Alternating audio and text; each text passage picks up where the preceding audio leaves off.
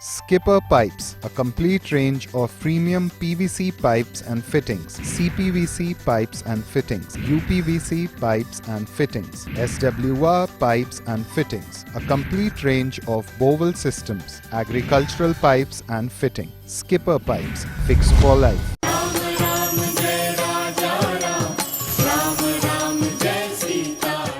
नमस्कार, मैं गुंजेश ओझा आपका बहुत बहुत स्वागत करता हूं हमारे विशेष कार्यक्रम एकल श्री हरि रजत जयंती भारत दर्शन में। दर्शकों, अब हमारी पूरी टीम उत्तराखंड से उत्तर प्रदेश के लिए प्रस्थान कर चुकी है और रास्ते में मिला ऐतिहासिक गुरुद्वारा नानक मत्ता। तो आइए जानते हैं नानक मत्ता के महत्ता के बारे में। गुरुद्वारा श्री नानक मत्ता साहिब में श्री गुरु नानक देव जी और श्री गुरु हरगोबिंद साहिब जी की चरण छूह प्राप्त धरती है। नानक देव जी के आने के बाद इस धरती का नाम नानक मत्ता पड़ा। गुरु नानक देव जी जब इस आए तो अंदर एक पीपल का वृक्ष है, उस वृक्ष के नीचे आकर बैठे। सिद्धों ने अपनी योग शक्ति से उस पेड़ को उड़ा दिया और मर्दाना जी ने कहा महाराज पेड़ उड़ रहा है। उन्होंने अपना मुबारक पंजा लगाकर उस पेड़ को रोका, जो आज भी जमीन से 8 फुट बाहर जड़ों पे खड़ा है।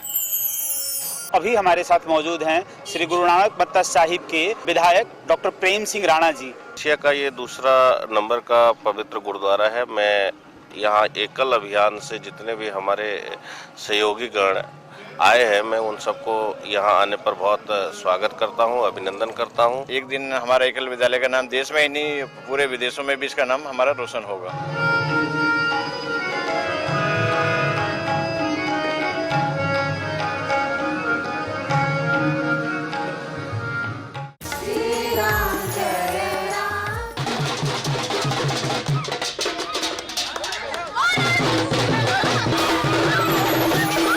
नमस्कार दर्शकों, मैं गुंजेश ओझा आपका बहुत बहुत स्वागत करता हूं एकल श्री हरि रजत जयंती भारत दर्शन में। और आज हम उपस्थित हैं लखनऊ में, जहां पे लखनऊ यूनिवर्सिटी के जितने भी बच्चे हैं वो जगह जगह जाकर बच्चों को संस्कारित करते हैं, खासकर सबरी बस्ती में। और आज हम उपस्थित हैं सबरी बस्ती पुरनिया लखनऊ में और यहाँ के बारे में बताएंगे श्री दुर्गेश जी। आइए उनसे जानते हैं कि वो किस तरह बच्चों को संस्कारित करते हैं, बच्चों को एजुकेट करते हैं और सबरी बस्ती के उत्थान के लिए तत्पर हैं। आइए जानते हैं दुर्गेश जी से। हम लोगों ने ये हमारी लखनऊ में अभी करीब हमारे 8वां शबरी बस्ती है, जिसपे हम लोग पिछले 3 साल से कार्य कर रहे हैं। माननीय श्याम जी के दिशा निर्देश में, उनके पृष्ठपोषण में हमने ये कार्यक्रम शुरू किया था आज से 3 साल पहले। उस समय मैं लखनऊ विश्वविद्यालय का अध्यक्ष था। हमने अपना एक चार्ट बनाया जिसमें हमने सिलेबस बच्चों का डिसाइड किया। वो सिलेबस कुछ ऐसा था जिससे उन्हें बेसिक एजुकेशन की जो चीज़ें हैं, जो बेसिक चीज़ें हैं, जब जाके वो कहीं बाजार में जाए तो सामान कर पाएँ, जोड़ घाटा ना कर पाएँ, अपने माता पिता का नाम, अपना मोबाइल नंबर बता पाए, ऐसी बेसिक चीज़ें बताएं। और जिससे जो प्राथमिक विद्यालय हमारे पूरे देश में चलते हैं, उन प्राथमिक विद्यालयों में हमारे यहाँ का युवा, हमारे शबरी बस्ती में रहने वाला युवा वह जा पाए, उसका इंटरेस्ट हम डेवलप कर पाए, इस दिशा में हमने पूरा प्रयास किया। और अभी लखनऊ में करीब हमने 8 अपनी शबरी बस्तियों में काम किया है। करीब 23 बच्चे ऐसे हैं जो पिछले 3 साल में जो बिल्कुल पढ़ना नहीं जानते थे और अभी सरकारी विद्यालयों में जाके अपनी पढ़ाई कर रहे हैं। रामचंद्र कृपालु भजमन हरण भव भय दारुणम। एकल फ्यूचर के जो युवा है वो किस प्रकार से यहाँ के माताओं, बहनों और बच्चों के दिल में बसे हुए हैं। यहाँ के बच्चों को किस प्रकार से शिक्षा के अतिरिक्त भी और अधिक प्रकार की शिक्षाओं को दे रहे हैं। सबरी बस्ती में किस प्रकार से लोगों को अपनी सुरक्षा करना है और कैसे यहाँ रहना है, इस महामारी से जूझना है, ये एकल फ्यूचर की टीम ने यहाँ के लोगों को बताया टाइम पे और इनकी सहायता की। महिलाओं की क्या परेशानियां हैं, बच्चों की क्या परेशानियां हैं और इस कोरोना जैसी महामारी में उनको सुरक्षित रहने में एकल फ्यूचर की टीम कई हद तक पूरी तरह से सफल रही। पंचमुखी शिक्षा को लेकर गांव-गांव में आए।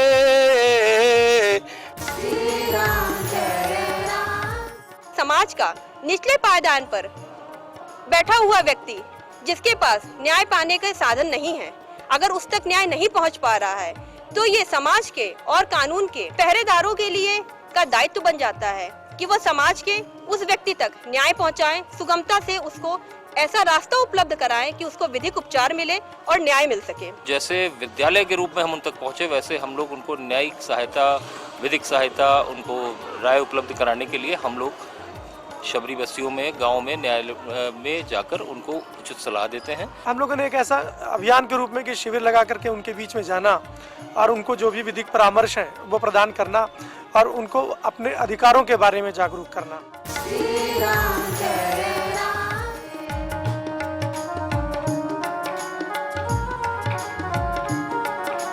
अब हमारी यात्रा पहुंची है भारतीय लोक शिक्षा परिषद लखनऊ और यहाँ पे भीम अग्रवाल जी हैं जो एक एक करके यहाँ पे जितने भी गणमान्य लोग हैं, अधिकारी हैं, उनका परिचय करवाएंगे। हमारे साथ श्री नीरज बोरा जी हैं, ये लखनऊ भारत लोक शिक्षा परिषद लखनऊ चैप्टर के संरक्षक हैं। उनके बगल में हमारे लखनऊ चैप्टर के अध्यक्ष श्री उमाशंकर हलवासिया जी हैं। उसके बगल में हमारे आशीष अग्रवाल जी हैं।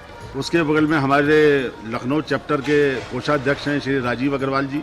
उसके बाद हमारे रवीश अग्रवाल जी, बिंदु बोरा जी, महिला समिति से नीलम अग्रवाल जी, हमारी पूर्व अध्यक्षा श्रीमती शिरोमणि जैन जी, हमारे महिला समिति की उपाध्यक्षा आदर्श गोयल जी, आप हैं सीमा अग्रवाल जी। इसके बगल में कविता अग्रवाल जी, ये अध्यक्षा हैं। आप रेणु अग्रवाल जी हैं। लखनऊ चैप्टर भारत लोक शिक्षा परिषद 2007 में बनाया गया था। हमारे कई आयाम हैं, उसके अंदर ये सत्संग समिति भी इन आयामों से एक है जिसकी अब रजत जयंती हो रही है। और इसके अंदर उसको बनाने के लिए हम लोगों ने रामायण प्रतियोगिता रखी है, जिसके अंदर जो हमारे गायन करने वाले हैं और जो वक्ता हैं उनकी नॉलेज को टेस्ट किया जा रहा है। ये श्याम जी के निर्देशन पे और श्याम जी की गाइडेंस के अंदर ये सारा काम होता है, जो कि बहुत ही सुंदर है और जिसके रिजल्ट्स बहुत अच्छे आ रहे हैं। इससे हमारी भारतीय संस्कृति को बड़ा अच्छा संदेश जाएगा। हमारे अंदर जो हिंदुत्व की भावना जो हम लोगों के पूरे भारतवर्ष में है, उसमें बहुत अच्छा संदेश जाएगा। तो इसके लिए हम जो है हरि सत्संग समिति और सुब्राती चैनल को जो है धन्यवाद व साधुवाद देना चाहेंगे। श्याम जी ने जो राम जी का काम हम लोग को सौंपा, उसको हम लोग आगे बढ़ा रहे हैं। और एकल में जो सबसे बड़ा पढ़ाई के साथ साथ हम अपने गांव में वालों को अपने शहर वालों के साथ जोड़ रहे हैं। ये जो संगम हो रहा है, इसके द्वारा एक दूसरे के को जान रहे हैं, एक दूसरे के संस्कारों को देख रहे हैं। आदिवासी, कल्याणवासी, अनुसूचित जात, तमाम तरह के गांव वालों को हम लोगों ने एकल विद्यालय खोलकर उनको सुविधा प्रदान की। ये बहुत बड़ा परमार्थ का कार्य हो रहा है। इस समय हमारे साथ मौजूद हैं लखनऊ उत्तर के माननीय विधायक श्री नीरज बोरा जी। आइए उनसे जानते हैं एकल अभियान के बारे में। भारतीय लोक शिक्षा परिषद का एकल अभियान अपने में एक अनुपम उदाहरण है संपूर्ण विश्व में, क्योंकि उन क्षेत्रों में, सुदूर क्षेत्रों में, वनवासी क्षेत्रों में जहाँ पर विद्यालय नहीं थे, जहाँ पर सरकारी विद्यालय भी नहीं थे, ऐसे स्थानों का चयन करके ऐसे सुदूर क्षेत्रों में, आदिवासी क्षेत्रों में वहाँ जाकर एक विद्यालय की स्थापना करके वहाँ के बच्चों को शिक्षित करने का जो अभियान प्रारंभ किया गया, वो निश्चित रूप से एक सराहनीय कदम था। सरकार ऐसे क्षेत्रों में जहाँ नहीं पहुँच पाती है और वहाँ पर हमारा यह इस परिषद के माध्यम से पहुँचना अपने में एक सौभाग्यपूर्ण कदम है। और निश्चित रूप से शिक्षा ही देश की भविष्य का निर्माण करती है। श्री हरि सत्संग समिति के द्वारा जो रामायण यात्रा इस रजत जयंती वर्ष के रूप में मनाई जा रही है, मैं इसके लिए विशेष रूप से शुभार्थी को भी बहुत बहुत बधाई देता हूँ, साधुवाद के पात्र हैं, क्योंकि 10,000 किलोमीटर चलकर रामायण यात्रा के माध्यम से बहुत सारे लोगों को जोड़ने का काम इस कार्यक्रम से हो रहा है। और मैं समझता हूँ कि लोगों के अंदर अच्छे संस्कार पैदा हों, उसी यात्रा का एक प्रमुख उद्देश्य है। और इसके लिए निश्चित रूप से बहुत बहुत बधाई और साधुवाद के पात्र हैं। और ऐसी सबसे, मुझे तो लगता है कि दुनिया की सबसे बड़ी यात्रा होगी। हमारे यहाँ संगठन की शुरुआत, महिला समिति संगठन की शुरुआत सन 2008 में हुई है। हमारी प्रभारी, महिला प्रभारी मंजूश्री दीदी आई थी हमारे घर। उन्होंने एकल में क्या कार्य होता है उसके विषय में हमको जानकारी दी। हमारे संगठन में करीब 55 से 60 महिलाएं का संगठन हो चुका है। और जहां तक मुझे लगता है कि लखनऊ वासी जो हैं एकल विद्यालय से जो है अब अछूते नहीं है। जहां तक वन यात्रा का प्रश्न है, माननीय श्याम जी का सपना है कि गांव और शहरों को आपस में जोड़ा जाए। तो इसके लिए जो शहर के लोग हैं उनको अगर प्रत्यक्ष रूप से गांव की तरफ ले जाएं और वहाँ के लोगों से मिलवाएं तो उसको हम संगठन की भाषा में वन यात्रा बोलते हैं। जब धनाढ्य परिवार की जो महिलाएं होती हैं उनको पिकनिक करनी होती है या एक आउटिंग चाहिए होती है तो उनका ये भी सपना, हम जो एकल वाली महिलाएं होती हैं तो उनको प्रेरित करते हैं कि वो हमारे साथ चलें। इससे दो काम हो जाते हैं, एक तो उनकी पिकनिक भी हो जाती है, एक आउटिंग भी हो जाती है गांव की तरफ। उन्होंने गांव देखा हुआ भी नहीं होता है और वहां जाके जब वो देखती हैं कि गांव में किस तरह की समस्याएं हैं और किस तरह से बच्चे और किस तरह के संस्कार हैं और किस तरह से उनका आवभगत होता है तो वो इतनी मंत्रमुग्ध हो जाती हैं कि वो शहर की चमक दमक को छोड़ के उनको लगता है कि हाँ, हमें भी इनके लिए कुछ करना ही चाहिए। वहाँ की जो शिक्षा व्यवस्था चल रही है उसमें लगता है कि कोई बच्चा बहुत ही ब्रिलियंट, बहुत ही ऐसा होता है, मुझे लगता है कि हाँ, हम लोग को लगता है कि इनको और हायर एजुकेशन की ज़रूरत है तो उनको हम लाते हैं, उनको हायर। और बहुत सारे ऐसे बच्चे हैं जो एशियाड तक पहुँचे हैं। इस अभियान को लोग जुड़ते नहीं है, बल्कि मेरा तो बार बार यही कहना होगा कि लोग इस अभियान को जीने लग जाते हैं। माँ देवी सर्वतेषु नमस्तस्यै नमस्तस्यै। हमारी भारतीय नारी जन्मजात ही संगठन कतरी है और यदि उसके अंदर यह भावना उत्पन्न हो जाए तो वह माँ जगदम्बे की तरह समाज कल्याण में जुट जाती है और समाज के उत्थान में अपना हिस्सा देती है। अपना अनुभव बताना चाहती हूँ। एक बार ऐसा वाकया हुआ कि उन्होंने बोला कि एकल विद्यालय तो हिंदुस्तान में तो है नहीं, ये तो मैंने अमेरिका में देखा है। तो वो बात मेरे मन को इतना ज़्यादा वो टच की कि जो मतलब भारत में एकल विद्यालय शुरू हुआ और वो अमेरिका जाके उन्होंने कोई प्रोग्राम देखा होगा एकल विद्यालय को, उन्हें पता नहीं था कि एकल विद्यालय हिंदुस्तान में भी और लखनऊ में भी इसकी कोई इकाई है और कोई ऐसा रन हो रहा है। उस घटना के बाद मन में आया कि धन के साथ हमें जन जन तक एकल पहुंचाने की भावना तब आई मेरे मन में। अब हमारी पूरी टीम अयोध्या पहुंच चुकी है।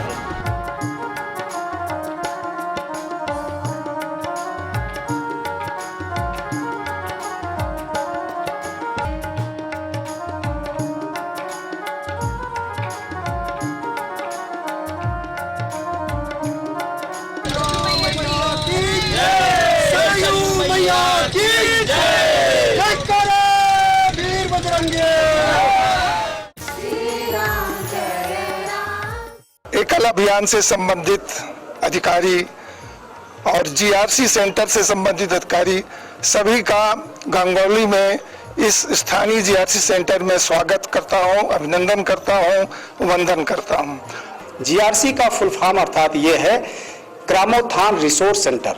गांव के सर्वांगीण विकास हेतु जीआरसी केंद्र पूरे भारत देश में चलाए जा रहे हैं। हमारा मूल उद्देश्य है एकल ग्रामोत्थान संसाधन केंद्र का हम गांव के व्यक्ति को गांव में कैसे स्थापित करें। आज हमारे यहाँ स्किल डेवलपमेंट सेंटर जो गंगोली में स्थापित हुआ है, इसके माध्यम से 180 बच्चे कंप्यूटर सीख कर निकल चुके हैं। केंद्र से हमारे 120 बच्चियां अभी तक सिलाई सीख कर निकल चुकी हैं। इनमें से 40 बहनें अपने घर पर स्वयं रोजगार कर रही हैं। जितने बच्चे हमारे टॉप 10 में निकलते हैं, प्रयास यह है 5 किलोमीटर की दूरी पर जहां के बच्चे इस केंद्र पर नहीं आ सकते हैं, ऐसे स्थानों को चुनाव करके सेलेक्ट करके जो हमारे ए ग्रेड से डिप्लोमा से उत्तीर्ण हुए हैं, इन बच्चों को हम उप केंद्र सैटेलाइट डेवलपमेंट सेंटर खोल करके वहां के बच्चे भी सिलाई सीख सके, ये हमारा उद्देश्य है। स्किल डेवलपमेंट सेंटर जो अयोध्या में स्थापित हुआ है, माननीय भास्कर अग्रवाल जी अमेरिका प्रवासी हैं, मूल निवासी रहने वाले अयोध्या के हैं। उन्होंने तय किया कि अयोध्या के लिए जो भी खर्चा आता है मैं इसके लिए गोद लेने के लिए तैयार हूँ। मैं यहाँ पे जो बच्चों को डिप्लोमा देते हैं हम लोग यहाँ से, उसी के आधार पे बच्चे आगे चल के जॉब भी पा जाते हैं। मैं यहाँ स्किल डेवलपमेंट सेंटर से कंप्यूटर एवं सिलाई की शिक्षा सीखती हूँ। मैं अपने घर पे भी आस पास में सिलाई सिखाती भी हूँ और सबके कपड़े भी सिलती हूँ। मैं अपने घर पर भी आस पड़ोस के कपड़े सिलती हूँ, जिससे हमें अच्छा इनकम प्राप्त होता है। मैं यहाँ पर बच्चों को कंप्यूटर की शिक्षा देता हूँ, जिसमें Excel, power point, Word basic के अंतर्गत एडवांस कोर्स का भी यहाँ पे है। यहाँ कंप्यूटर बहुत अच्छे से सिखाया जाता है। हमारे टीचर का व्यवहार बहुत अच्छा है और यहाँ हम अभी तक typing, MS Word, Excel, power point, Notepad आदि ये सब सीख चुके हैं। हमारे गुरु जी आए गए हैं। मैंने मंदिर सजा दिया, मैंने कलियां बिछा दिया, मेरे गुरु जी। हमारे ग्राम सभा में एकल विद्यालय अभियान हमारी आचार्य सुशीला देवी जी चलाती हैं, जिससे हमारे समाज के, हमारे गांव के, हमारे ग्राम सभा के बच्चे पढ़ते हैं। और सुशीला जी का मैं आभारी हूं कि जो हमारे बच्चों को शिक्षित कर रहे हैं, संस्कार दे रहे हैं। मैं हनुमान परिवार से हूँ। मार्च से जो है हनुमान चालीसा का पाठ जो है प्रतिदिन करता था, बाजार जाता था, मास्क लगाता था, उसके बाद घर में प्रवेश करता था तो जूता और चप्पल बाहर निकाल करके तब प्रवेश करता था। आज कोरोना काल को देखते हुए 3 माह तक लगातार हम लोग को ऐसा एहसास नहीं हो रहा था कि हम लोग भगवान प्राकृतिक मुझे बचाएगी, लेकिन मैं कोटि कोटि अयोध्या श्री राम जन्मभूमि को मैं प्रणाम करता हूँ, जो कि मैं हनुमान परिवार से हूँ।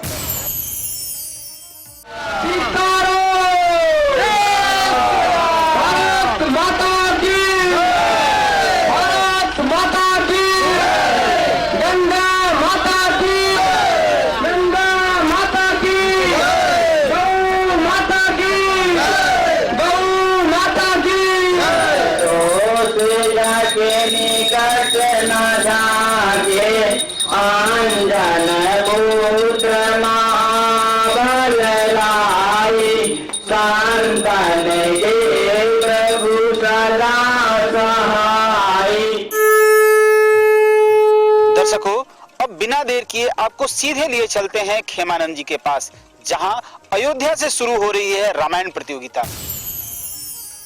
आज हम यहाँ जो भगवान राम के जन्मस्थली अयोध्या और सरयू के पावन तट पर श्री हरि रजत जयंती के उपलक्ष्य में आयोजित इस रामायण प्रतियोगिता में उपस्थित हैं। इसी के साथ अब मैं अधिक समय न लेता हुआ इस प्रतियोगिता के उद्घाटन हेतु दीप प्रज्वलन से उद्घाटन करने हेतु मैं यहाँ उपस्थित हमारे समिति के जो प्रमुख पदाधिकारी हैं, आदरणीय भाई साहब श्री लक्ष्मीकांत जी एवं श्री चंद्र प्रकाश जी को निवेदन करूंगा, कृपया आएं और दीप प्रज्वलन के द्वारा कार्यक्रम का शुभारंभ करें। दीपम ज्योति नमस्तुते। इस रामायण प्रतियोगिता को प्रारंभ कर रहे हैं।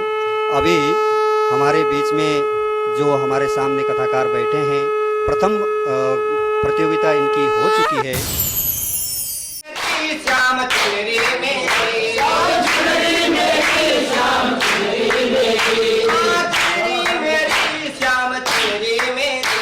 तो 44 कार्यकर्ता हैं, व्यास कथाकार हैं। तो अभी हम अपना कार्यक्रम प्रारंभ करेंगे। पहले थोड़ा सा मैं इसके बारे में थोड़ा आपको कुछ नियमावली समझाना चाहूँगा। जोरदार तालियों के साथ हमारे भाई धर्मेंद्र के लिए अगली क्वेश्चन है। 20 सेकेंड और समय है, ठीक से सोचकर बोलिए। हमें खेद है भाई जी का थोड़ा आत्मविश्वास, इन्होंने उत्तर सही दिया था लेकिन आत्मविश्वास नहीं होने के कारण भूल हो गई। प्रथम 44 में से 20 प्रतिभागी चयनित करके यहाँ हमारे सम्मुख बैठे हुए हैं, आप सब देख रहे हैं। अब इन 20 प्रतिभागियों का जो दूसरा राउंड है अब प्रारंभ होगा। प्रतियोगिता प्रारंभ होने से पूर्व हम जो प्रतिभागी है उनका परिचय प्राप्त करेंगे। प्रथम समूह के प्रतिभागी, द्वितीय समूह के प्रतिभागी, समूह 3, समूह 4। अब हम परिचय प्राप्त करते हैं। हमारे मंचासीन जो प्रश्नकर्ता हैं हमारे बीच आए हैं, आदरणीय माधव साहू जी, माधव चंद्र साहू जी। आपके समीप ही बैठे हैं श्री देवकी नंदन जी। अब हम परिचय प्राप्त करते हैं जो आज के निर्णायक टोली जजेस, 2 हमारे निर्णायक टोली मंच पर विराजमान है, उनका हम परिचय प्राप्त करते हैं। परम आदरणीय शीतल प्रसाद अग्रवाल जी। शीतल प्रसाद जी अवध भाग के अध्यक्ष हैं और आज आप एक निर्णय टोली के एक सदस्य हैं। आपके ही साथ आदरणीय कृष्ण मोहन गोयल जी, कृष्ण मोहन गोयल जी भाग के कोषाध्यक्ष हैं और आप दोनों आज निर्णय टोली के सदस्य हैं, निर्णायक हैं, जज हैं। तो अब हम चलते हैं आदरणीय माधव जी के पास। श्यामानंद जी भाई साहब को बहुत बहुत धन्यवाद है। हम आज बड़े भाग्यशाली हैं क्योंकि स्वर्गे सत्ये च कैलासे वैकुंठे नस्तयम रसः अतः पिबंत सद्भाग्या मामा मामा मुंचत करहिचित। तो आइए इस प्रतियोगिता से हमको जो रस प्राप्त होगा, ये रस स्वर्ग सत्य कैलाश में भी दुर्लभ है, आज हमारे लिए सुलभ कथाकार के द्वारा है। आइए पहला प्रश्न हमारे बनवारी जी के लिए है। बनवारी जी, आप तैयार हैं? जी भाई साहब। धन्यवाद। हरित क्रांति के कारण किसानों का क्या नुकसान हुआ? ए, जमीन बंजर हुई और कैंसर का जन्म हुआ। बी, फसल का भंडारण बढ़ा और फसल बर्बाद हुआ। सी, पैदावार कम हुआ और फसल का दाम घटा। तो ये जमीन बंजर हुई और कैंसर का जन्म हुआ। बहुत बहुत धन्यवाद बनवारी जी, आपने बिल्कुल सही और सुंदर सटीक उत्तर दिया है। जोरदार ताली।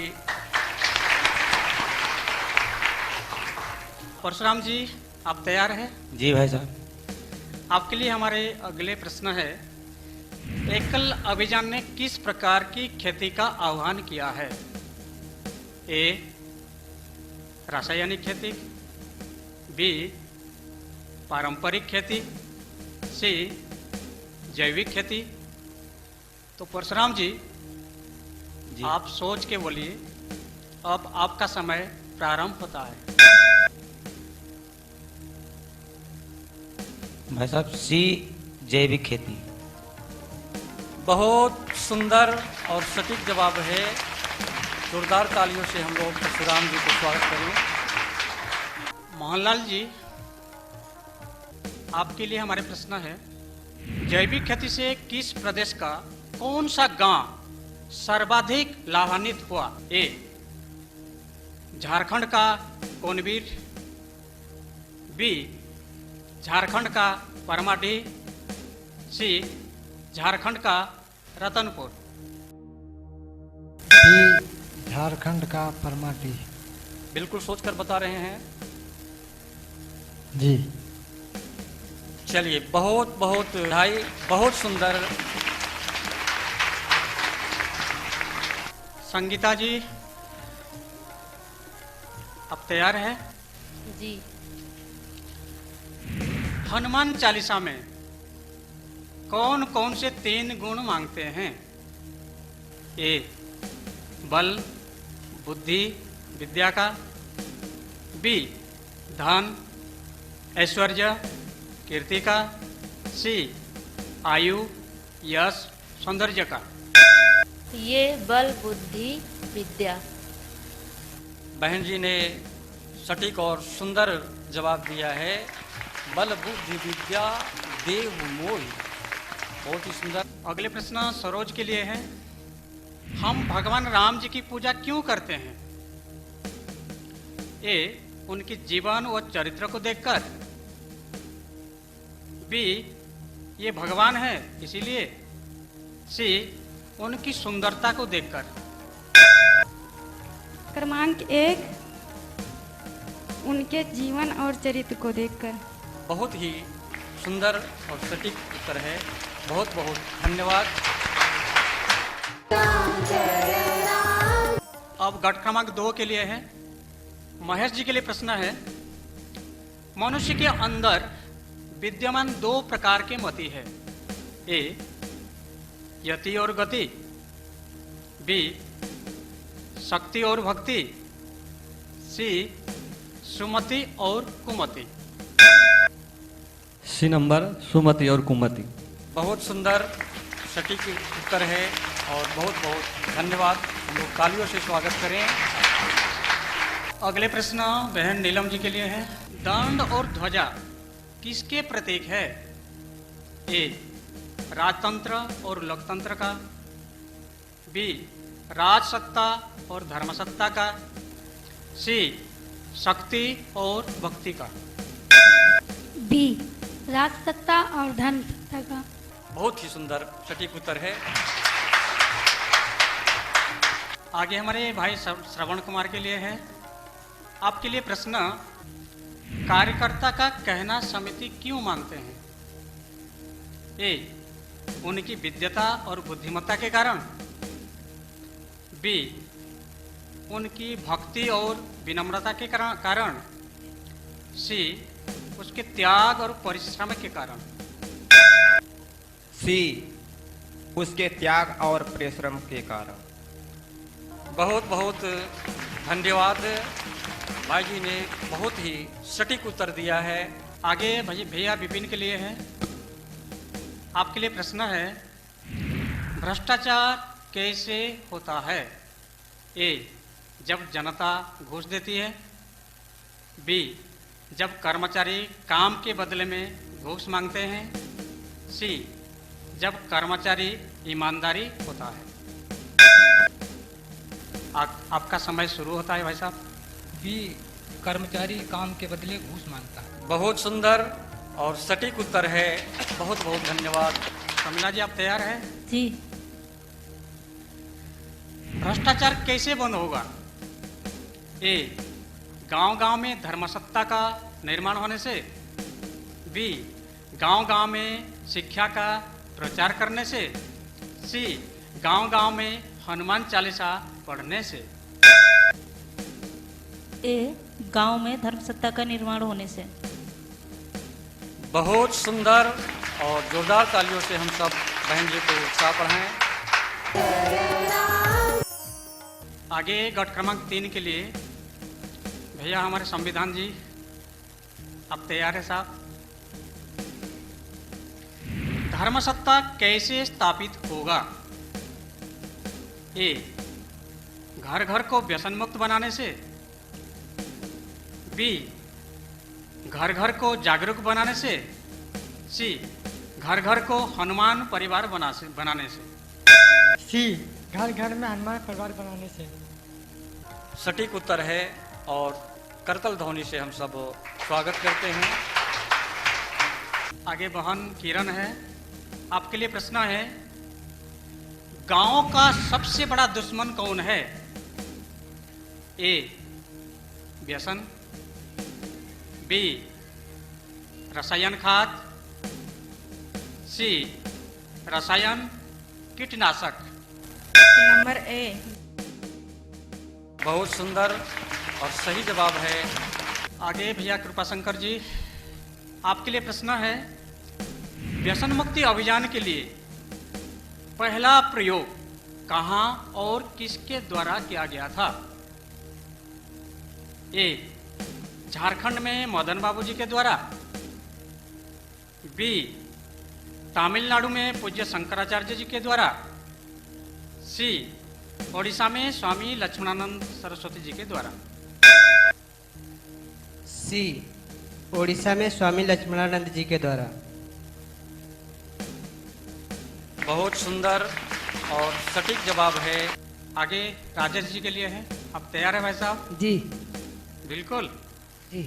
आपके लिए प्रश्न है, गांव-गांव में किस प्रकार व्यसन मुक्ति का प्रयोग था? ए तुलसी माता के पूजन के माध्यम से, बी गौ माता के पूजन के माध्यम से, सी धरती माता के पूजन के माध्यम से। क्रमांक नंबर सी धरती माता के पूजन के माध्यम से। मुझे खेद है भाई साहब ने थोड़ा लगता है कि स्मरण से भूल गए हैं। उत्तर सही नहीं है। सही उत्तर हम सब देख लें और इसका सही उत्तर तुलसी माता के पूजन से है। बहन प्रज्ञा के लिए प्रश्न है, लोकतंत्र की सही पद्धति क्या है? ए जाति आधारित लोकमत, बी संगठित लोकमत, सी राजनीतिक पार्टी आधारित लोकमत। प्रमिला जी, आपका समय शुरू होता है। बी संगठित लोकमत। बहुत सुंदर और सटीक जवाब है भैया शिवनाथ जी के लिए है। परम पूज्य डॉक्टर हेडगेवार जी ने किसका संगठन करने की बात कही थी? ए विद्वानों का, बी पागलों का, सी धनवानों का। बी पागलों का। बहुत सुंदर और सटीक उत्तर। आगे भैया ईश्वर भाई के लिए प्रश्न है। स्वामी विवेकानंद जी ने रामकृष्ण परमहंस जी से कौन सा प्रश्न किया था? ए क्या आध्यात्म का दर्शन हो सकता है? क्या ज्ञान का दर्शन हो सकता है? क्या भगवान का दर्शन हो सकता है? ईश्वर भाई, आपका समय शुरू होता है। बी क्या भगवान का दर्शन, सी क्या भगवान का दर्शन हो सकता है? बिल्कुल आत्मविश्वास से बोल रहे हैं जी, बिल्कुल सही जी। चलिए, बहुत बहुत बधाई, सुंदर जवाब। भैया लक्ष्मण जी तैयार हैं? जी। रामकृष्ण परमहंस जी ने स्वामी विवेकानंद जी को किस प्रकार भगवान के दर्शन की अनुभूति कराई? ए पानी में डुबाकर, बी ध्यान में बैठाकर, सी मंत्र के द्वारा। ए पानी में डुबाकर। बहुत सुंदर और सटीक जवाब है। आगे भैया विश्राम के लिए है। हम सेवा के द्वारा क्या करना चाहते हैं?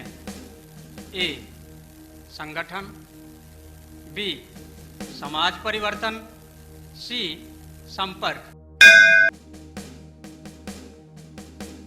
सी सेवा से संपर्क।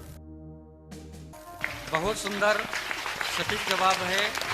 आगे हमारे प्रश्न रजनीश के लिए है। आपके लिए प्रश्न है, हमारा मुख्य ध्येय क्या है? ए हम देश को सुखी बनाएंगे,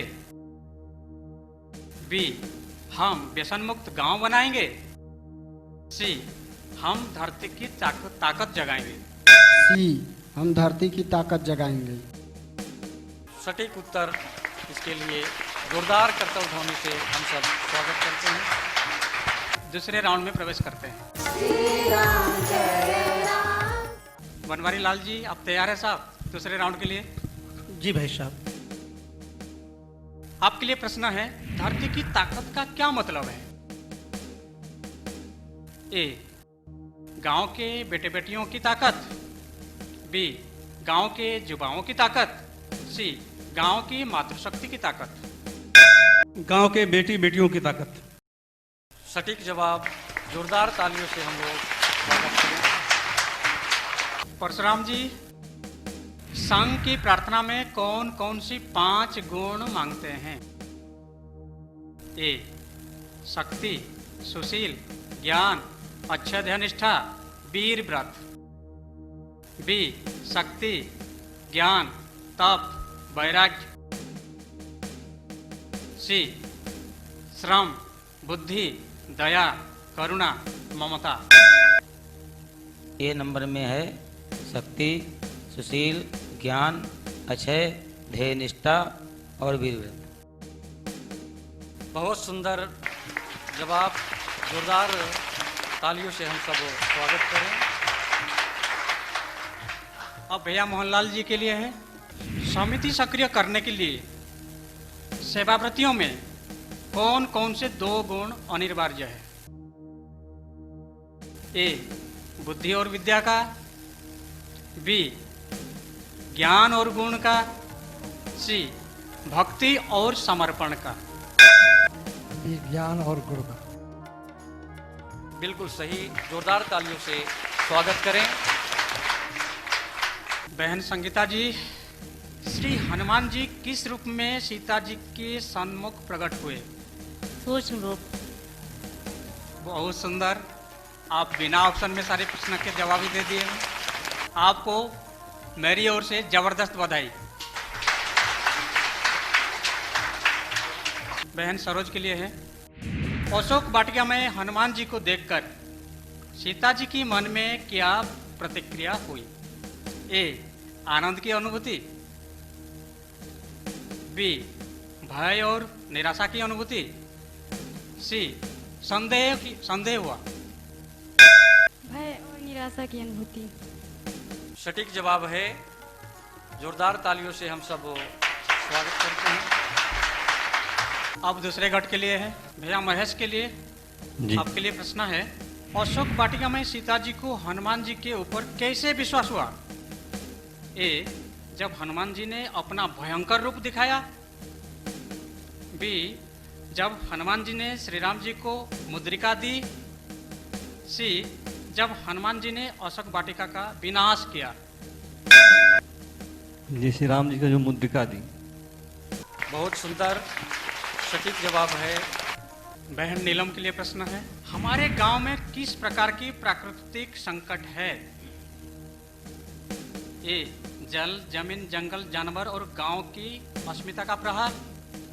जल, जमीन, जंगल और गांव की अस्मिता का प्रहार। अरे आपको तो पूरे उद्घोष ही पूरे आपके मुंह से ही उद्घोष निकल रहा है। बहुत अच्छा, आप बिना ऑप्शन में प्रश्न का जवाब दे दिए हैं। बहुत सुंदर, शाबाश। जोरदार तालियों से स्वागत करें। भैया श्रवण, आपके लिए प्रश्न है जी। कार्यकर्ता किसे कहते हैं? ए भय से काम करने वाला, बी स्वप्रेरणा से काम करने वाला, सी स्वार्थ में काम करने वाला। बी स्वप्रेरणा से काम करने वाला। बहुत सुंदर सही जवाब और जोरदार करतल ध्वनि से हम लोग। विपिन भैया, आपके लिए प्रश्न है, श्री राम जी से मित्रता के पश्चात सुग्रीव ने श्री राम को कौन सा वचन दिया था? ए सीता जी की खोज, बी रावण को मारने का, सी बाली को मारने का। ये सीता जी की खोज। बहुत सुंदर सही जवाब। जोरदार करतल ध्वनि से हम सब। बहन प्रमिला के लिए प्रश्न है, चतुर्मास बीतने के बाद जब सुग्रीव राम जी से नहीं मिला तो राम जी ने क्या किया? भय दिखाया। बहुत सुंदर सटीक जवाब है। जोरदार तालियों से हम सब उत्साह बढ़ाएं। भैया संविधान, आप तैयार हैं? आपके लिए प्रश्न है, सुग्रीव राम काज को क्यों भूल गया? ए सत्ता की मद में, बी परिवार की मोह में, सी पत्नी के प्रेम में। ये सत्ता की मद में। बहुत सुंदर सटीक जवाब है और जोरदार तालियों से हम सब स्वागत करते हैं। बहन किरण के लिए प्रश्न है, सबरी ने श्री राम और लक्ष्मण को कहाँ भेजा?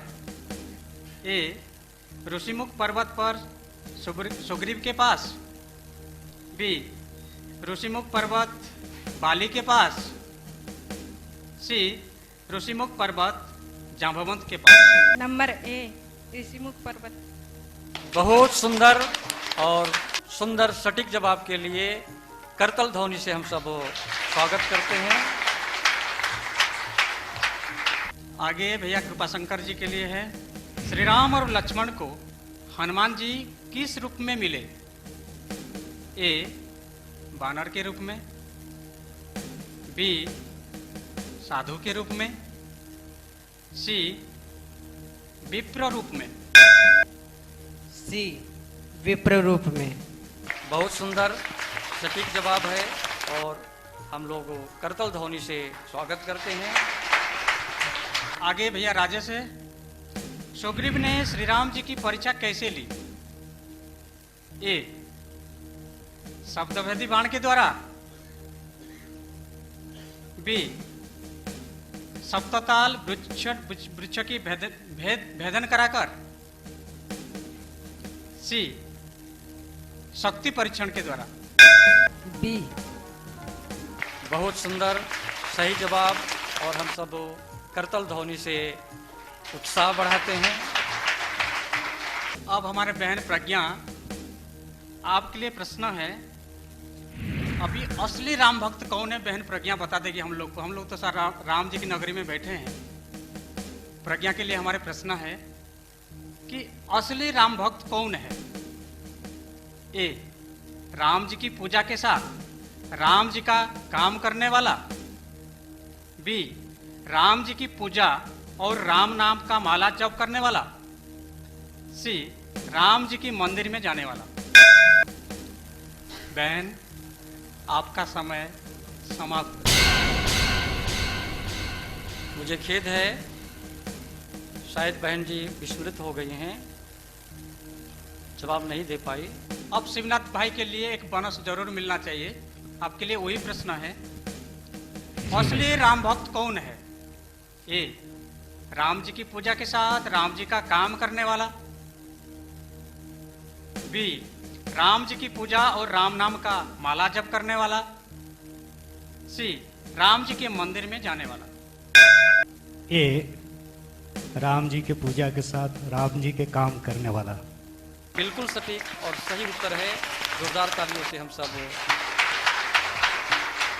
आगे हमारे भैया के लिए प्रश्न है, ईश्वर चंद जी के लिए। प्रामाणिक कार्यकर्ता का लक्षण क्या है। ए, अपने नाम के आगे विशेषण लगाना। बी, दूसरों की कमी को देखना। सी, स्वयं का अवगुण बताना। सी, स्वयं का अवगुण बताना। बिल्कुल सही और सुंदर जवाब है। जोरदार तालियों से हम सब स्वागत करते हैं। आगे भैया लक्ष्मण के लिए है। लक्ष्मण जी, आप तैयार हैं। विभीषण ने रावण को क्या सलाह दी। ए, राम से समझौता कर ले। बी, राम से मित्रता कर ले। सी, सीता माँ को ससम्मान वापस कर दे। सी, सीता माँ को ससम्मान वापस कर दे। बहुत सुंदर सटीक जवाब है। करतल ध्वनि से हम सब स्वागत करते हैं। भैया विश्राम के लिए प्रश्न है, राम जी के मंत्रिमंडल ने विभीषण के आने पर क्या कहा। ए, विभीषण को बांध कर रखा जाए। बी, विभीषण को भगा दिया जाए। सी, विभीषण को सम्मान दिया जाए। विभीषण को सम्मान दिया जाए। सी। क्षमा करेंगे, मुझे खेद है, लगता है कि भाई थोड़ा कहीं विस्मृत हो गए हैं। इनका उत्तर बिल्कुल सही नहीं है। आगे हमारे रजनीश है, उसी का सही उत्तर अगर आप देंगे तो आपको जरूर बोनस मिलेगा। राम जी के मंत्रिमंडल में विभीषण के आने पर क्या कहा। ए, विभीषण को बांध कर रखा जाए। बी, विभीषण को भगा दिया जाए। सी, विभीषण को सम्मान दिया जाए। विभीषण को बांध कर रखा जाए।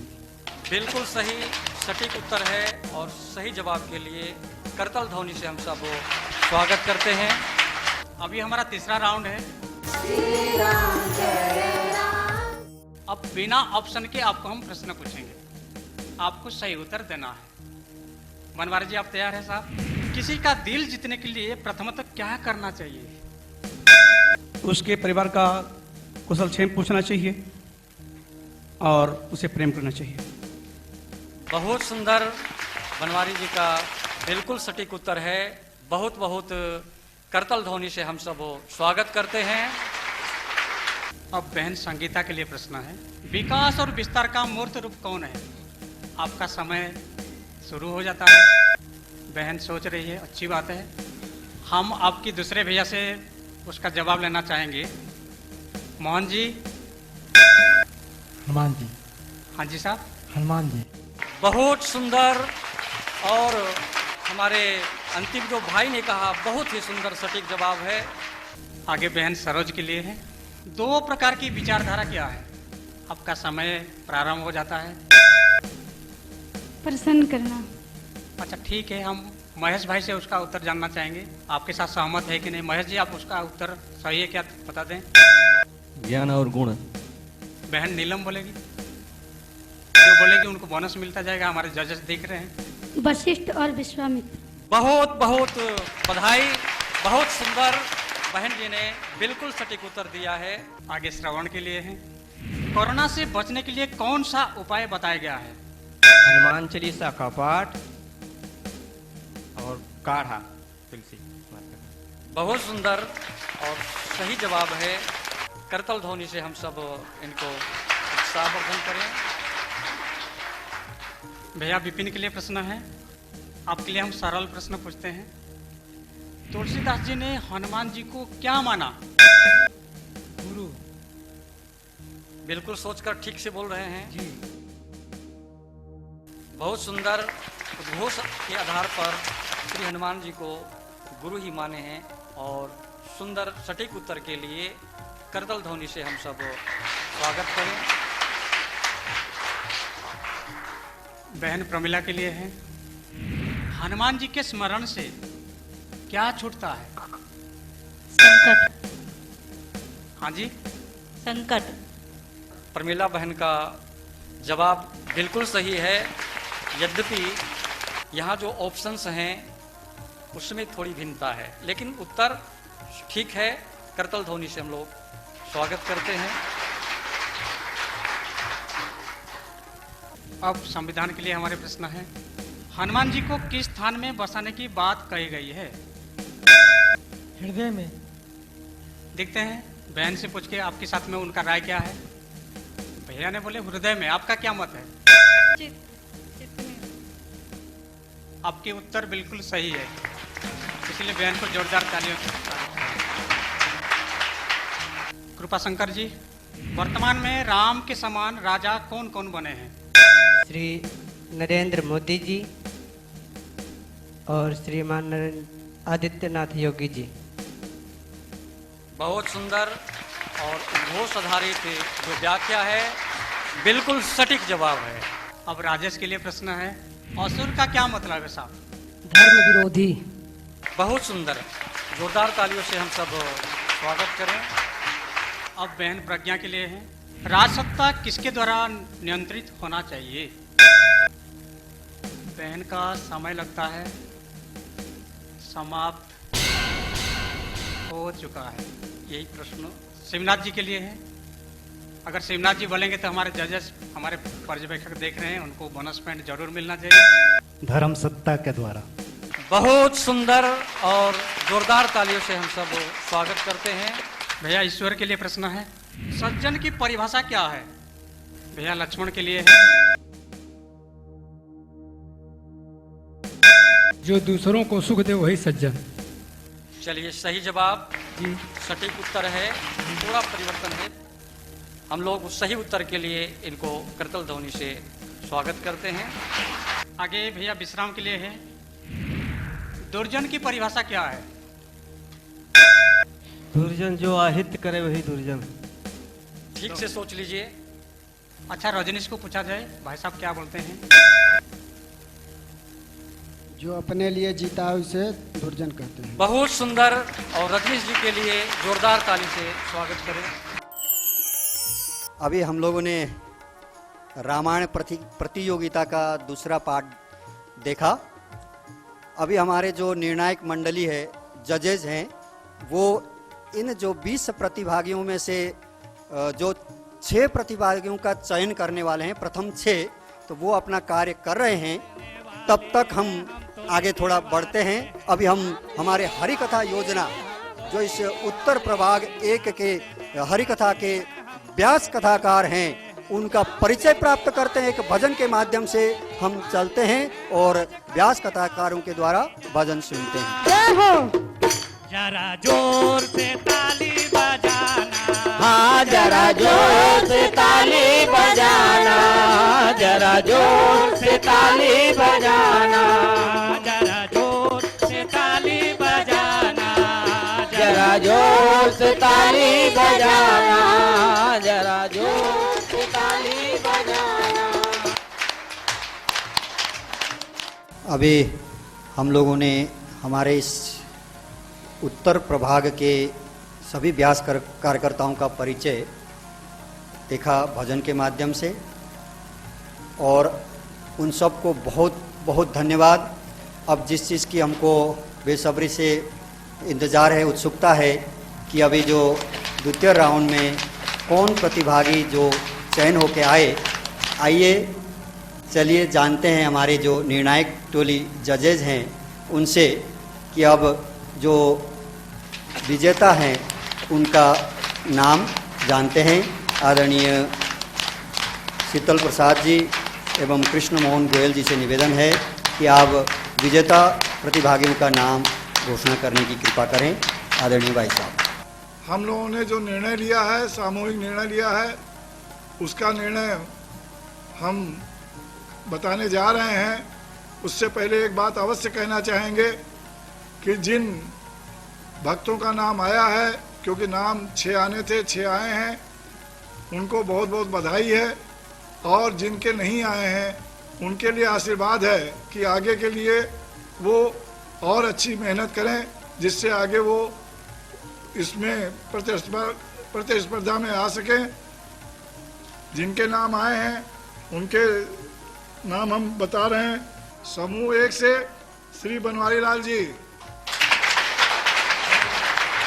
समूह 2 से कुमारी नीलम जी,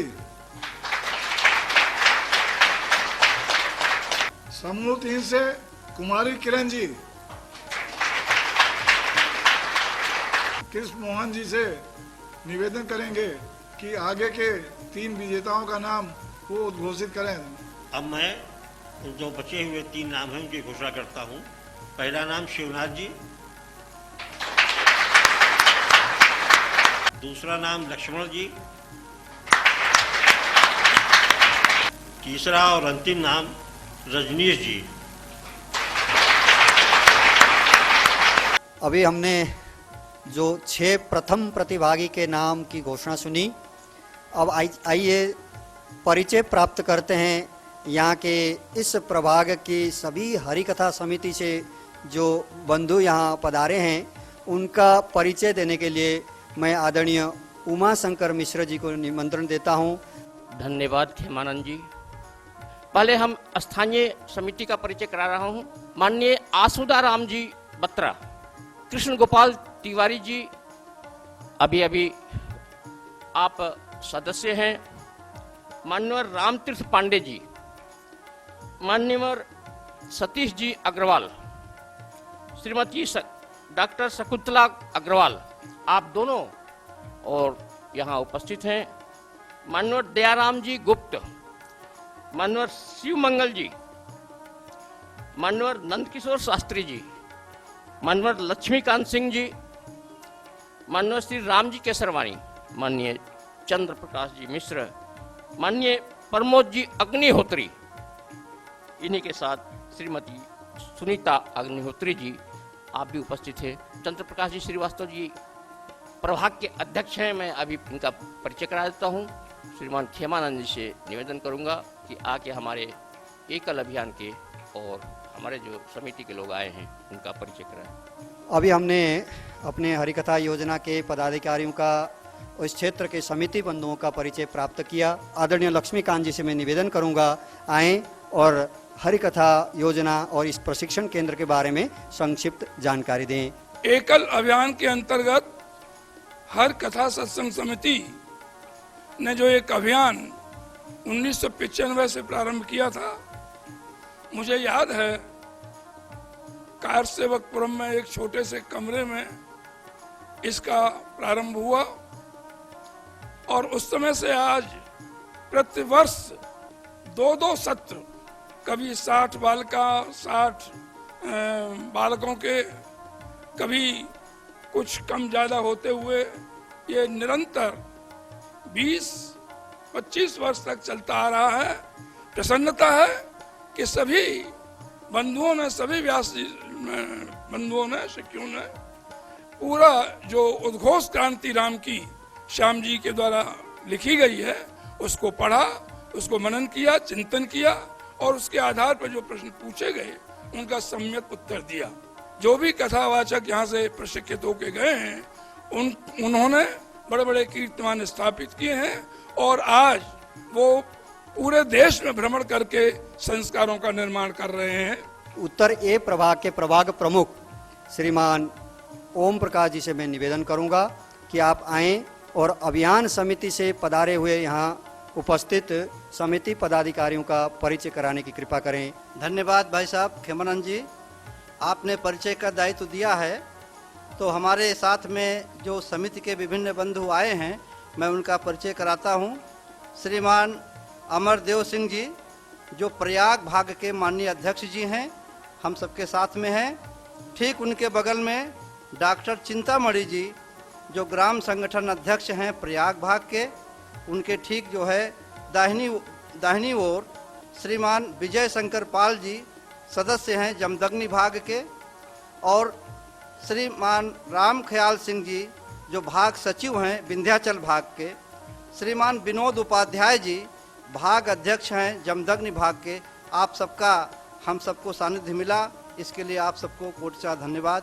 हमारे एकल अभियान के राष्ट्रीय अभियान प्रमुख एवं एकल अभियान के राष्ट्रीय कार्यकारिणी के महामंत्री आदरणीय माधवेंद्र जी। एकल अभियान के जीवन में वैसे तो हर वर्ष कुछ नए कीर्तिमान स्थापित करके पूर्ण होता है।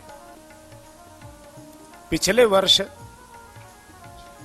कहें या पिछले सत्र में कहें, हम सब ने अंतर्राष्ट्रीय स्तर का आयोजन किया था और परिवर्तन कुंभ का प्रभाव कैसा पड़ा देश पर, केवल देश ही नहीं तो विश्व पर भी, पूरे विश्व की जीवन शैली परिवर्तित हो गई। आज वर्तमान सत्र में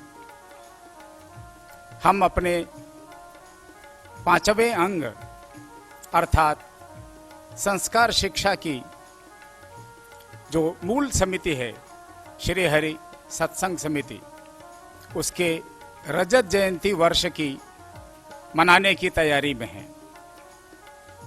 इसका उद्घाटन तो औपचारिक रूप से 6 मार्च को दिल्ली में होगा, किंतु हम उसकी तैयारी में अभी से लगे हुए हैं।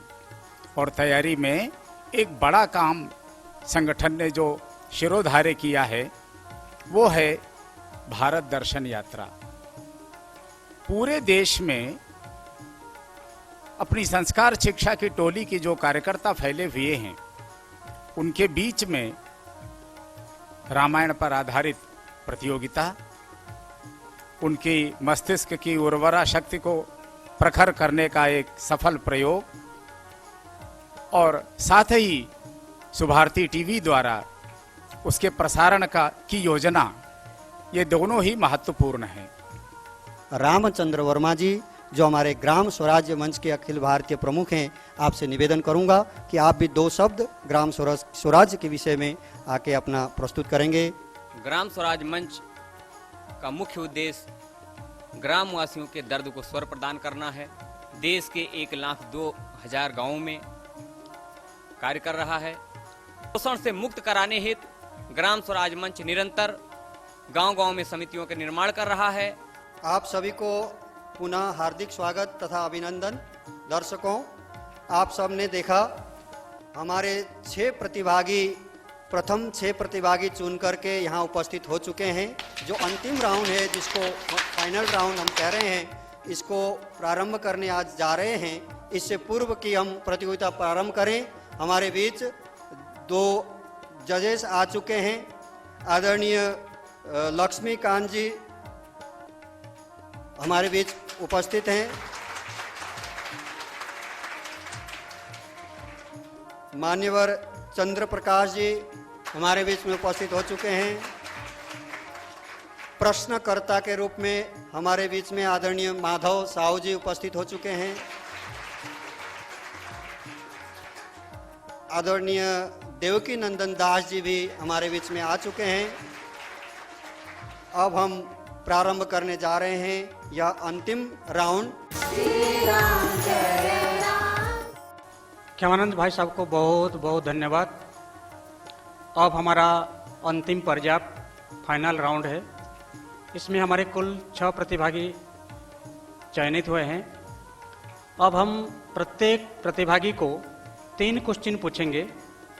एक पहला क्वेश्चन ऑप्शन का रहेगा और 2 क्वेश्चन बिना ऑप्शन का रहेगा। तो ऐसे क्रमशः हम आपको पूछते जाएंगे। तो बनवारी जी, आप तैयार है साहब? हम आपके लिए पहला ऑप्शन का क्वेश्चन हम पूछेंगे। आपके लिए 3 ऑप्शन रहेगा। इसके बाद 2 क्वेश्चन पूछेंगे जो बिना ऑप्शन के रहेगा, आपको उत्तर बोलना है। तो आपके लिए पहला क्वेश्चन है, ऑप्शन का है, उद्घोष के अनुसार विष्णु कौन है? ए नगरवासी, बी शहरवासी, सी ग्रामवासी। ये नगरवासी। बहुत बहुत धन्यवाद बनवारी लाल जी को, आपने बहुत ही सुंदर और सटीक जवाब दिया है। अब आपके लिए हमारे दूसरा क्वेश्चन है, हिंदू समाज को विभाजित करने का काम किसने किया है? आपका समय लगता है पूरा हो चुका है। आपके लिए और एक क्वेश्चन हम मौका देंगे। उद्घोष के अनुसार देवलोक के प्रचार प्रमुख कौन थे? नारद जी। बहुत सुंदर। दूसरे प्रश्न का उत्तर बनवारी भाई ने बहुत ही सुंदर और सटीक जवाब दिया है। हमारे बहन नीलम के लिए आपके लिए पहला क्वेश्चन ऑप्शन का, भगवान श्री राम ने शिवलिंग की स्थापना कहाँ पर की? ए अयोध्या जी में, बी लंका में, सी दोनों में से कोई नहीं। दोनों में से कोई नहीं। बहन जी, आपने बिल्कुल ही सही उत्तर कहा है। अगले क्वेश्चन आपके लिए है, हिंदू समाज को विभाजित करने का काम किसने किया? वामपंथियों ने। वामपंथियों ने? जी। ठीक है, कोई बात नहीं। आपके लिए अंतिम प्रश्न रहेगा, भगवान शंकर जी के निज सचिव कौन थे? लगता है बहन का समय। जी बता दें। चलिए, मुझे श्री खेद हनुमान है। जी। हाँ रजनीश जी, तो आपके लिए पहला प्रश्न ऑप्शन का है, सभी भाषाओं का ज्ञान कहाँ से प्रारंभ हुआ है? ए सरस्वती जी के वीणा से, बी शिव जी के डमरू से, सी ब्रह्मा जी के कमंडलों से। बी शिव जी के डमरू से। बहुत बहुत धन्यवाद, भाई जी ने बहुत ही सुंदर और सटीक जवाब दिया है। आपके लिए अगला क्वेश्चन है, हिंदू समाज को विभाजित करने का काम किसने किया है? चर्च और कौरव सेना ने। आपने प्रयास बड़े हिम्मत के साथ में किया है। देखते हैं सही उत्तर क्या है, थोड़ा प्रतीक्षा करना पड़ेगा। आपके लिए अंतिम प्रश्न है, शिव जी के निजी सचिव कौन थे? नंदी जी। खेद है, इसका सही उत्तर भृंगी है। तो शिवनाथ जी, आप भाई साहब तैयार हैं? जी भाई साहब। तो आपके लिए पहला प्रश्न ऑप्शन का रहेगा, पिछले जून 2020 में लद्दाख की किस घाटी पर भारत और चीन की सेना के साथ झड़प हुई? ए डलवान, बी गलवान, सी पुलवामा। ए डलवान। क्षमा करेंगे, मुझे खेद है, का सही जवाब डलवान नहीं गलवान है, बी गलवान। आपके लिए हमारा दूसरा प्रश्न है बिना ऑप्शन का, हिंदू समाज को विभाजित करने का काम किसने किया? विक्टोरिया ने। बहुत सुंदर, आपका जवाब गलत है। अब भाई साहब, आपके लिए हमारा फाइनल क्वेश्चन है, महर्षि वशिष्ठ के पास कौन सी गोमाता थी? कामधेनु। बहुत सुंदर, और शिवनाथ भाई ने बहुत ही सटीक जवाब दिया है। अब बारी है बहन किरण की है। आपके लिए पहला क्वेश्चन हमारे ऑप्शन का रहेगा, जून 2020 में भारत और चीन के साथ में हुई झड़प में भारत के कितने सैनिक शहीद हुए? ए एक कर्नल सहित 30 सैनिक, बी एक कर्नल सहित 20 सैनिक, सी एक कर्नल सहित 40 सैनिक। बहन सोच रही है, अच्छी बात है। आपका समय पूरा हो चुका है। अब आपके लिए 2 क्वेश्चन और हम पूछेंगे। देवताओं के वैद्य कौन थे? स्वर्ग में हमारे देवताओं की वैद्य माने डॉक्टर, देवताओं का इलाज कौन करते थे, उसका नाम क्या है? बहन जी ने प्रयास किया है, लेकिन इसका सही जवाब नहीं है। भगवान शिव के शांति काल के कितने लक्षण हैं? 3। बिल्कुल गलत। इसका सही जवाब भगवान शिव के शांति काल के 6 गुण बताए गए हैं। शशि ललाट सुंदर शिव, गंगा नयन 3 उपवित भुजंगा। आप उस प्रसंग पर जाएंगे, उद्घोष में जो व्याख्या है आपको मिल जाएगा। आगे भैया लक्ष्मण जी हैं, तो आपके लिए पहला ऑप्शन का क्वेश्चन है। छत्रपति शिवाजी के गुरु कौन थे? ए स्वामी नरहरिदास, बी स्वामी तुलसीदास, सी स्वामी रामदास। सी स्वामी रामदास। बहुत सुंदर और सटीक जवाब। आपके लिए दूसरे क्वेश्चन है। विवाह की वेदी से कौन से संत उठकर भाग गए थे? रामदास। बहुत सुंदर और सटीक जवाब है। लक्ष्मण जी, आपके लिए अंतिम प्रश्न है। हिंदू समाज पर घोर अत्याचार करने वाला मुगल शासक कौन थे? औरंगजेब। बहुत बहुत बधाई, और लक्ष्मण जी ने तीनों प्रश्न का सही उत्तर दिया है। बहुत बहुत धन्यवाद माधव जी और सभी प्रतिभागी। आप लोगों ने बहुत ही अच्छे ढंग से इस रामायण प्रतियोगिता को पूर्ण किया। अब हमारे जो जज टोली है, जब तक इसका निर्णय देते तब तक आइए हम यहाँ के जो सेवाव्रती कार्यकर्ता हैं उनका परिचय प्राप्त करते हैं। शिक्षा का दीपक लेकर हम गांव गांव में जाएंगे, भारत की पावन भूमि को मिलकर स्वर्ग बनाएंगे। हमारे जजेस अपनी तैयारी के साथ सामने बैठ चुके हैं, तो हम अपने निर्णायक दल से जानते हैं यहाँ के प्रतिभागी जो प्रथम 2 विजेताओं की घोषणा करने के लिए मैं आदरणीय हमारे निर्णायक टोली से निवेदन करता हूँ। जो अंतिम दौर में 6 जो हमारे कथाकार व्यास आए थे और उनका जो प्रश्नोत्तर कार्यक्रम हुआ इस सत्र में, उसका परिणाम घोषित करते हुए हर्ष का अनुभव करता हूं। और मैं सबसे प्रथम द्वितीय जो हमारे बंधु इसमें द्वितीय स्थान प्राप्त किए हैं, श्री बनवारी लाल जी।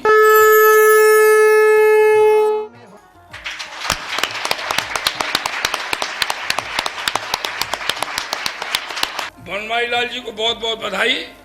अब मैं अपने सहयोगी निर्णायक बंधु माननीय चंद्र प्रकाश जी से निवेदन करूंगा कि वो प्रथम स्थान पाने वाले व्यास का नाम घोषित करें।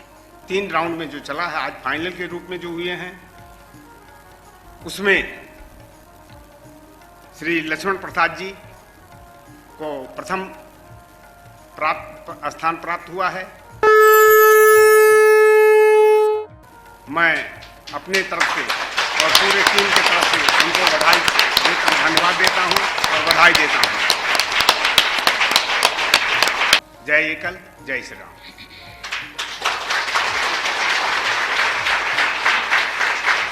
बहुत ही गौरव और हर्ष का विषय है। तो हमारे बनवारी लाल जी जो द्वितीय स्थान प्राप्त किए हैं, आइए हम जानते हैं बनवारी लाल जी का क्या कहना है। 2003 के पहले जो हमारा जीवन था, आपको सुन करके आश्चर्य होगा। हमारे कंधों पर कभी बंदूक लटका करती थी, हाथ में बोतल होती थी, और इसको देख करके हमारी परिवार के सभी माता पिता जितने लोग भी थे बहुत दुखी थे। 2004 में हमारे गांव में शांति कुंज से संस्कार लेकर के हमारे आदरणीय श्री चाचा जी गिरधारी लाल जी का आगमन हुआ और इसके कुछ ही दिनों के बाद जो एकल अभियान का गांव में मंदिर चलता है श्री एकल विद्यालय, उसमें आचार्य के पद पर नियुक्त हमारे श्री बहनोई जी केवल प्रसाद जी आचार्य थे। उनके द्वारा हमको यह सूचना मिली कि श्री अयोध्या जी में रामायण का कार्यक्रम है, वहाँ पर प्रशिक्षण लेना है और उसके अग्रणी भूमिका में श्रीमान इंद्रबली जी 2007 में हमको जोड़े और वो प्रेरणा स्रोत बने। उन्होंने अपने ही सानिध्य में रुपैडिया में प्राथमिक वर्ग में हमको लाए। वहाँ भी मेरा मन नहीं लगता था। कुछ दिन बाद वहाँ से भी मेरा मन ये हुआ कि हम प्रशिक्षण नहीं ले पाएंगे, लेकिन उन्होंने अपना सानिध्य प्रदान किया और उनके सानिध्य के कारण मैं श्री अयोध्या धाम पहुँचा।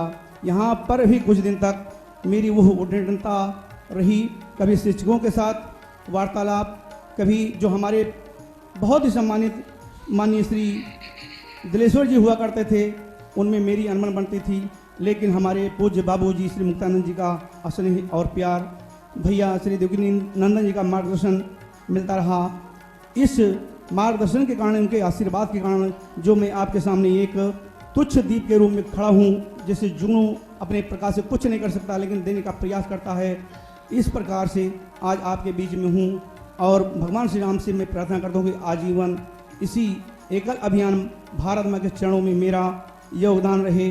अब मैं निवेदन करना चाहता हूँ श्री लक्ष्मण प्रसाद जी को, जो आज के इस अंतिम प्रतियोगिता के प्रथम विजेता हैं। आइए लक्ष्मण प्रसाद जी के द्वारा हम उनका अनुभव सुनते हैं। सबको प्रणाम। इस संगठन से जुड़ने का मेरा माध्यम यह था कि हमारे ग्राम विद्यालय में एक विद्यालय चलता है, वहाँ पर साधक बंधु आए और हमको भी आमंत्रित किए उसमें भजन कीर्तन गाने के लिए। जाने के बाद जो साधक बंधु थे वो बोले हमको कि आप अयोध्या जाइए।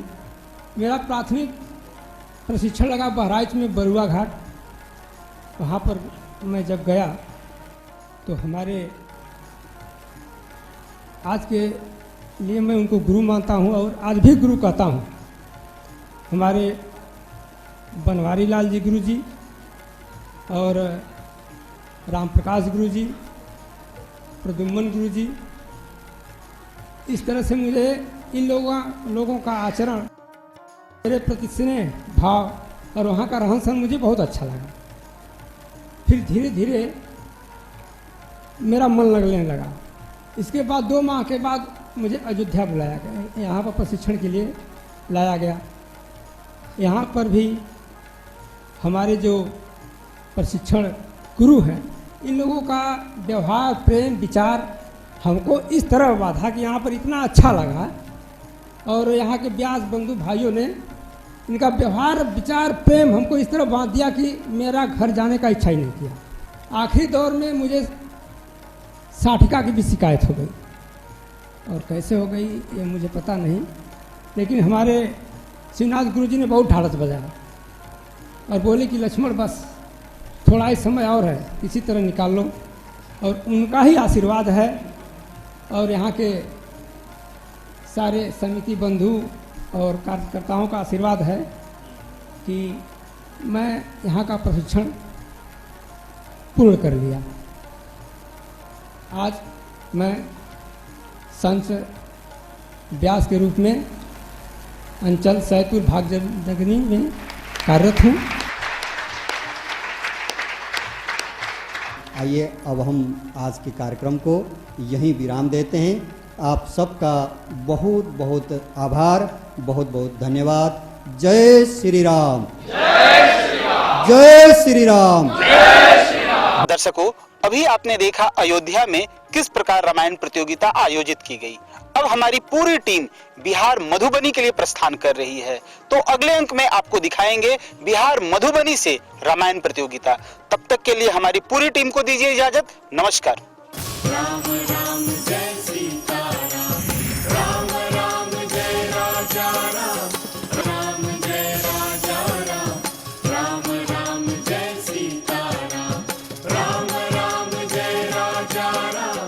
This program was brought to you by Skipper Pipes, fixed for life. Skipper Pipes now brings you premium quality chrome-plated bath fittings and accessories. Skipper also provides PTMT bath fitting that includes flow PTMT fitting, Bravo cistern and seat covers. Fixed for life.